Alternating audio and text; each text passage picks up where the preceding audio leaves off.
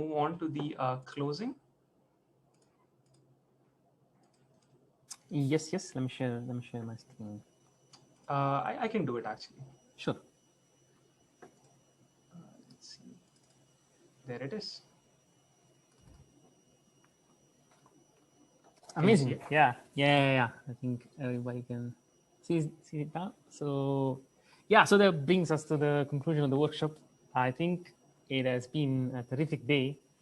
I think we all learned a lot, and let me take the opportunity once again to thank all the participants, the attendees, the speakers, the panelists. I think also for letting the workshop run so smoothly and perfectly on time at the end.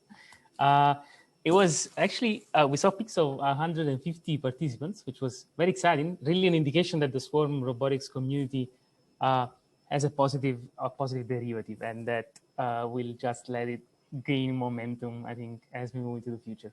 And actually, talking about the future, we really hope to be able to, or there will be organized events like that in the future to keep the community in sync. So all the contents of the workshop, like the video recordings, the talks, and the panel discussion, will be made available on the workshop website. And I think we will also upload questions which were answered through Slido.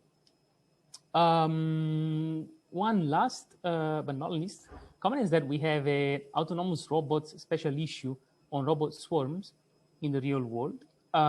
So the same topic of this workshop, which is already open and accepting submissions. So if you are writing a journal paper on the topic of the workshop, please consider submitting to this special issue. And you can find more details on the autonomous robots webpage. I think with that, thanking you once again, I would like to wish you a splendid weekend. And I think Roderick can join us in thanking again all of you for participating. Thank you, Gennaro. So I think I hope you liked the workshop as much as I did. So I'm very fascinated to see such diverse set of contributions, even stretching to biology and social science, and many people interested in SPOM robotics. So there seems to be a clear future and appetite to bring these systems to the real world. If you do theoretical work, though, don't feel discouraged, right? These theoretical works will be important in this transition.